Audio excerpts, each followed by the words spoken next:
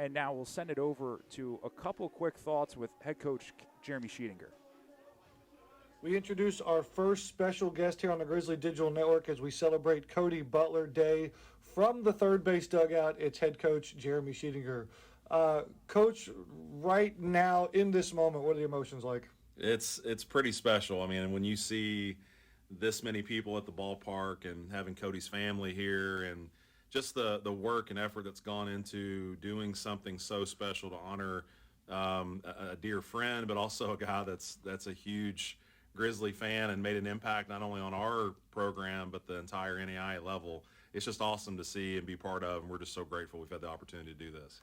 Take me back to your days at the ABCA, and you probably learned about the NAIA ball account, and then taking a job at GGC, you met the man, the myth, and the legend, and the foremost authority of NAIA baseball. Yeah, it was pretty cool. You know, like I got to ABCA in 2016, so the year before this started, and when it started, I just DM'd the account. I didn't know who I was really DMing, but just DM'd the account just to say, as an NAIA guy, I started off on the NAIA level.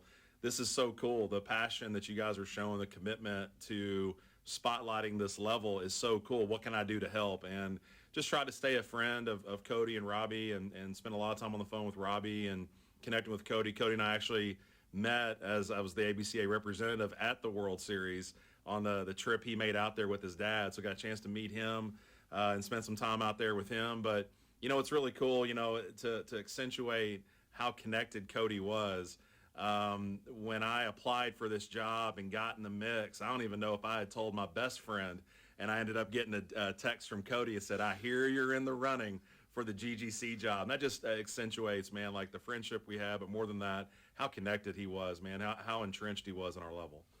And how many times going to the ballpark when you are the head coach at GGC and Cody's sitting in that chair, you look over your shoulder and you can feel his presence. It's unbelievable. I remember one of my first games, Matt. I don't know if I took it for granted, but I was just coaching the game. I was trying to get comfortable in my own skin being in that dugout, and I may have stepped out for a minute, maybe grabbed a bat or a bat weight, and Cody goes, "What's up, Sheets?" And I just took for granted that was his spot. That's where he was. That's where he was going to be. And he was at so many of those great games in 2020. He was at the Cumberland's games and caught Livingston's home run, and just how special it was to have him around me. But how you talk about a Grizzly fan to the core, that was Cody Butler for sure. So with Cody's involvement at GGC here and having such a good relationship with him, what does it mean to you as an athletic department, as a head coach in a baseball program, to host Cody Butler Day? Man, it's, you know, talk about warming your heart. It just is the opportunity to shine a light on him and who he was and who he was, you know, not only to our program and the people involved in our program and around it, but who he is for the NAIA level. You know, the spotlight that he put on this level. I was just telling our team this morning in our classroom, you know, before 2017, I mean, we were scouring websites for scores. And I asked the group, I said, how many guys after our game went to their phone and went to NAIA ball and checked up on all the scores? And 95% of the guys raised their hands. And I said, and the impact is, before 2017, this wasn't happening.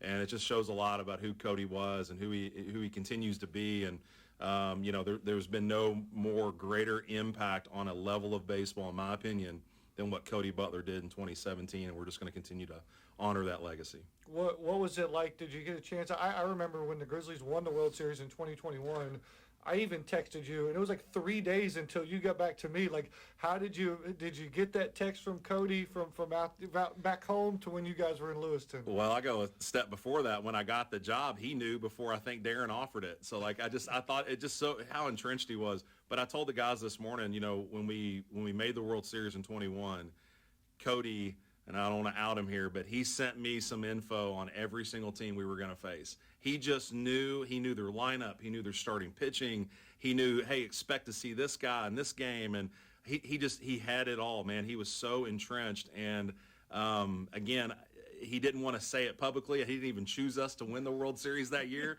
But I think what was so cool was like he was proud that GGC was out there. He wanted to see us advance, and he was going to do everything he could, not even from a homer perspective, just from a fan perspective, to try to help us out. And I told the guys point blank, we don't win that championship without Cody Butler and his insight and his passion to help the Grizzlies. And so, Coach, thank you so much for your time. So well put. Thank you so much for hosting and having us and having your guys on board for all the years of the support through NAI ball. And so we've got lots of guests lined up today, and I appreciate you leading us off. Score some runs today. That's folks, it, okay? no doubt. I appreciate what you guys are doing. This is a great day for all of us.